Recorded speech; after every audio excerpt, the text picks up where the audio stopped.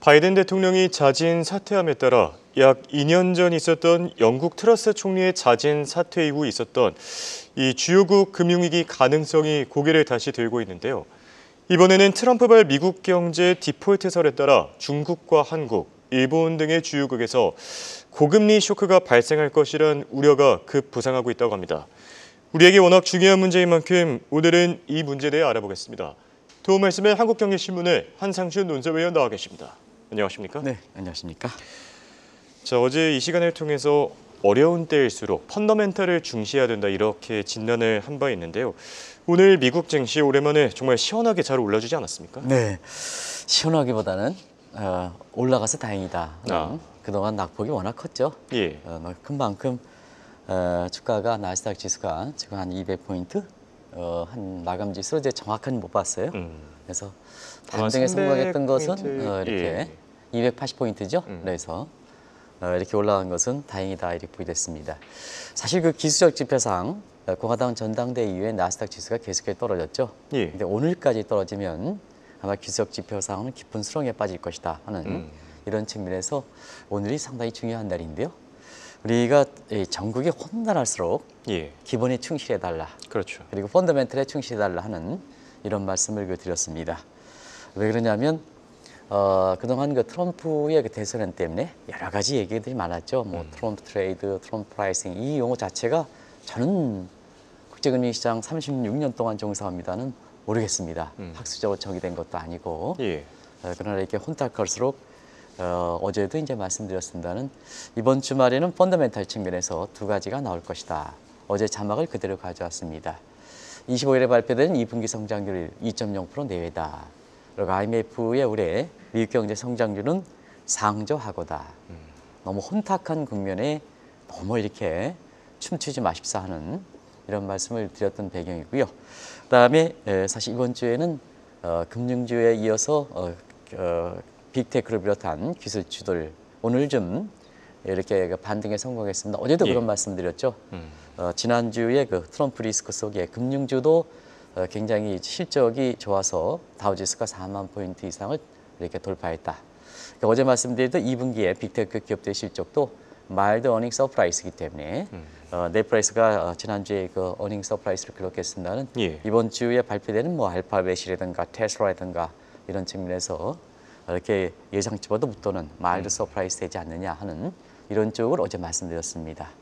다행히 오늘은 트럼프 트레이드가 관련된 것은 뭐 금이라든가 이렇게 그 비트코인이라든가 국채 가격이 대부분 다 떨어지는 그래서 트럼프 트레이드에 해당됐던 것은 전부 떨어지고 오히려 정상을 되찾는 트럼프 역트레이드 현상이 나타났다 이렇게 보게 됐습니다.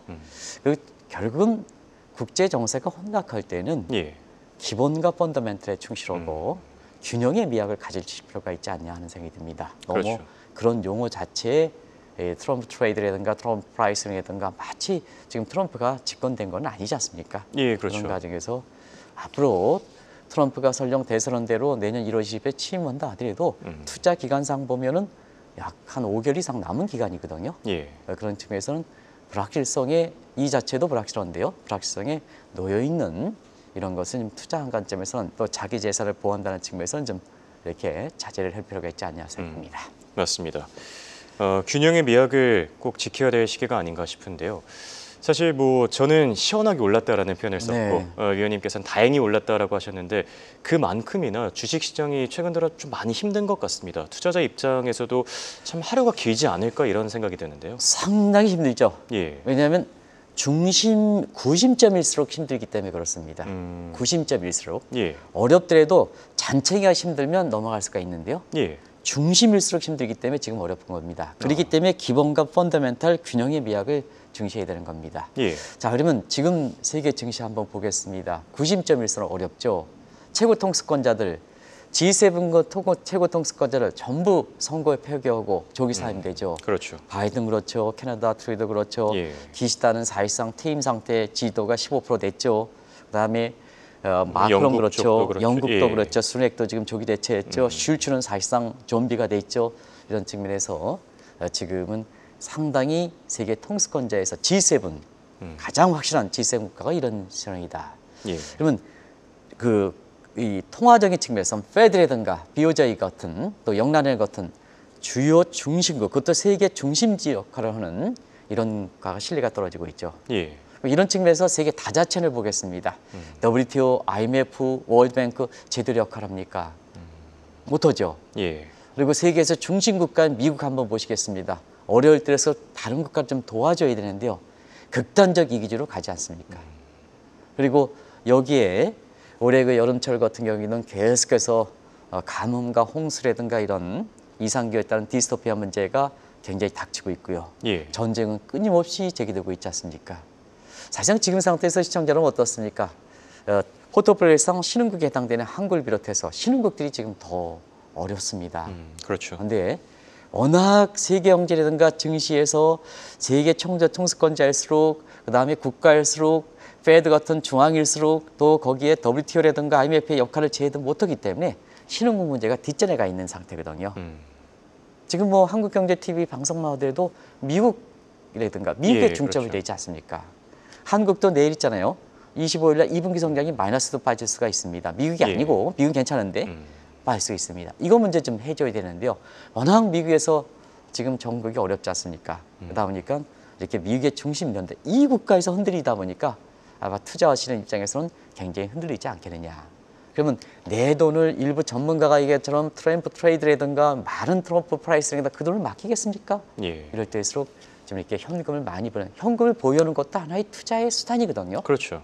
그런 관점에서는 이렇게 지금 상태에서 현금을 보유하고 시장을 좀 지켜보는 것도 상당히 중요하지 않냐 하는 생각이 듭니다.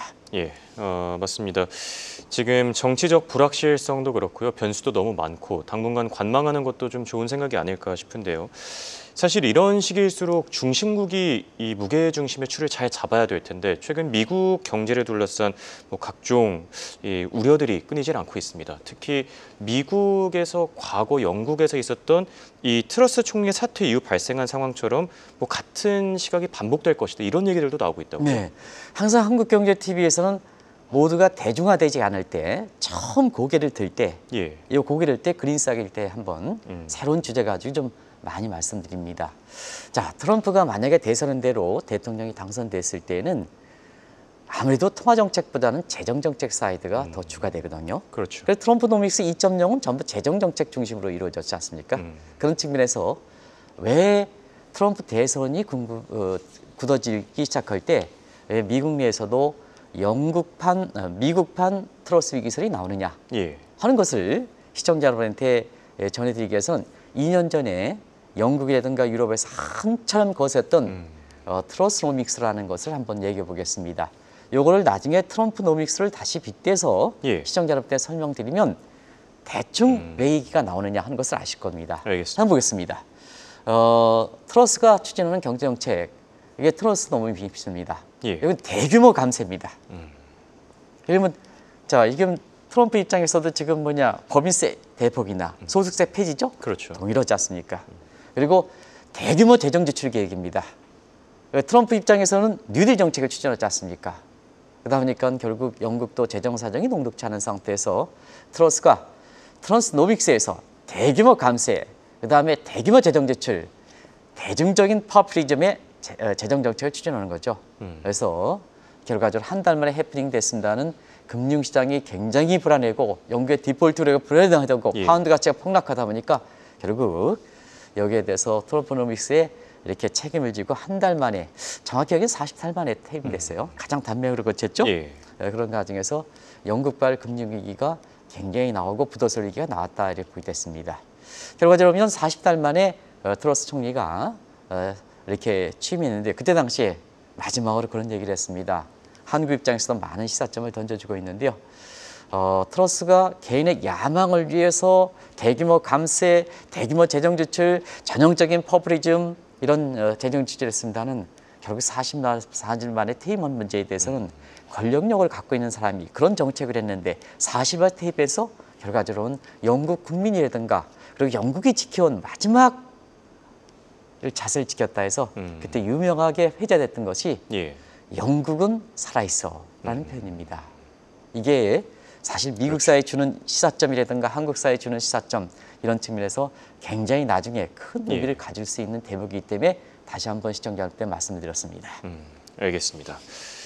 자, 2년 전이었었죠. 트러스 총리가 사임할 당시에 저도 기억이 납니다만 당시 상황이 굉장히 급박하게 돌아갔었거든요. 파운드화 가치도 말씀하신 대로 뭐 폭락하기도 했었고 당시에 영국이 어떻게 대처했습니까? 네, 지금 미국이 사실 국가 채무라든가 재정 적자가 거의 위험수위에 도달한 상태거든요. 예. 작년에도 회계연도가 10월 1일부터 시작했습니다.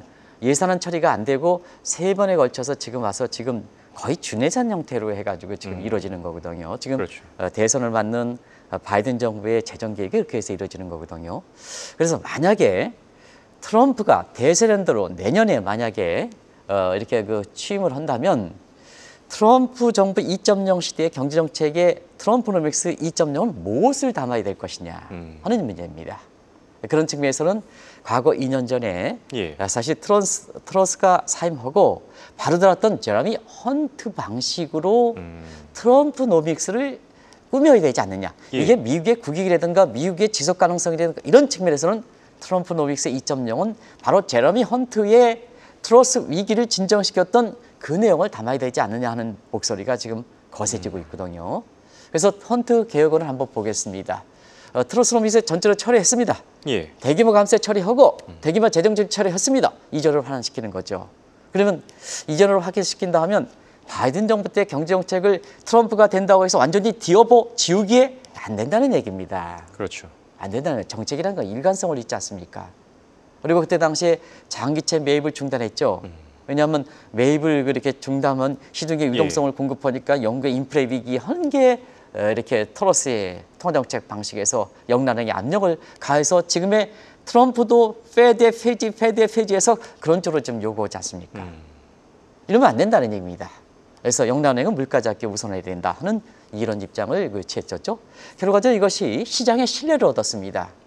제러미 헌트의 대대적인 신뢰를 얻어서 파운드가 가치가 폭락하는 것이 맞고 그다음에 증시도 살아나고 결과적으로 길트 텐트럼 오랜만에 들어보시죠. 2년 전에 길트 텐트럼이 해소되면서 영국발 금융위기에 대해서 이게 완화가 됐던 배경이죠.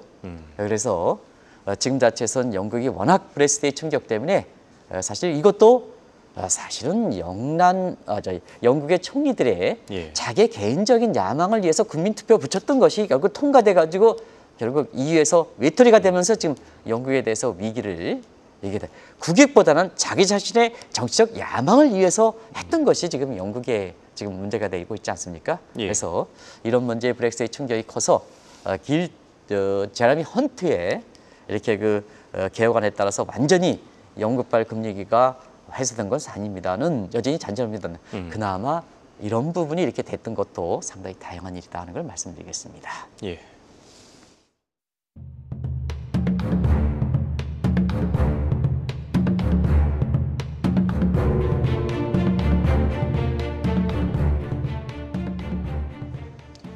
약 2년 전에 있었던 트러스노믹스에 대해서 간단히 살펴봤는데요.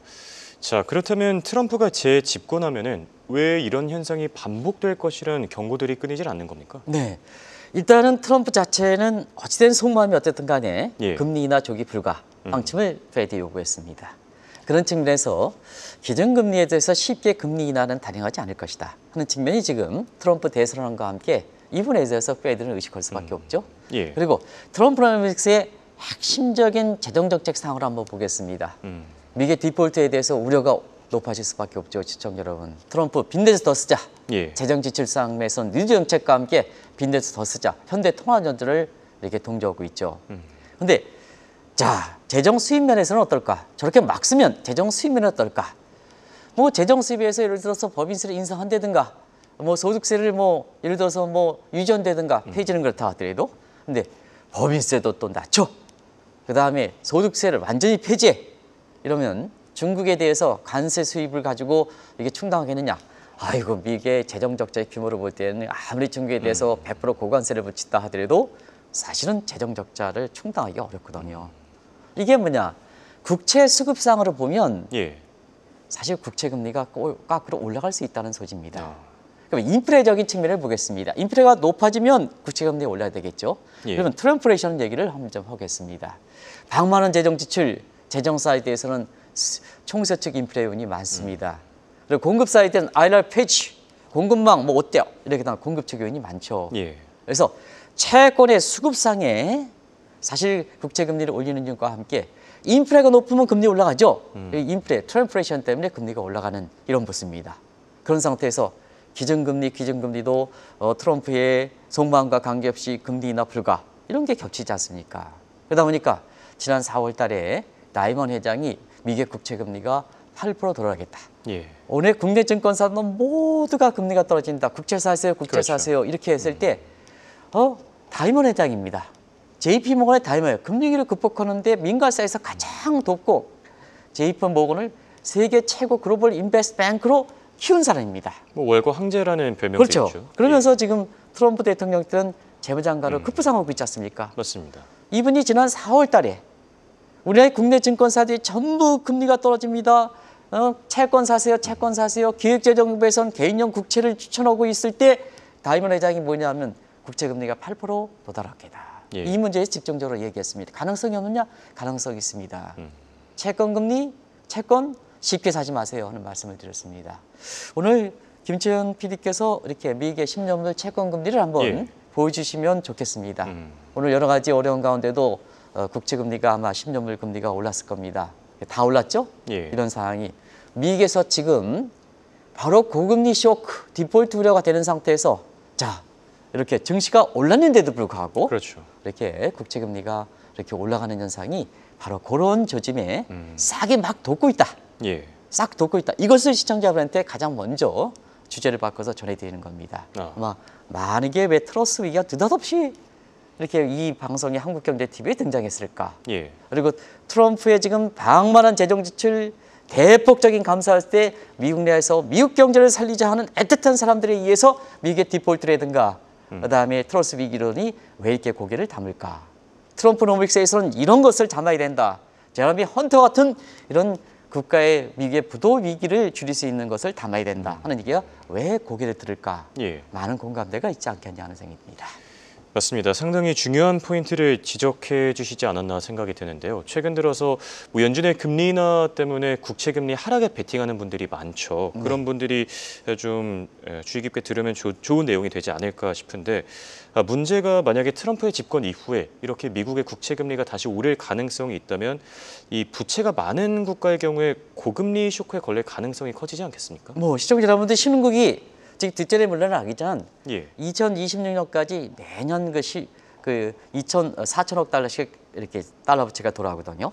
고금리가 되면 신흥국들은 아주 뭐 얘기인 것 같이 주요 국가도 한번 보겠습니다. 어제 중국에서 실질적으로 기준금리가 해당되는 LPR 금리가 0.1포인트 내렸습니다. 예.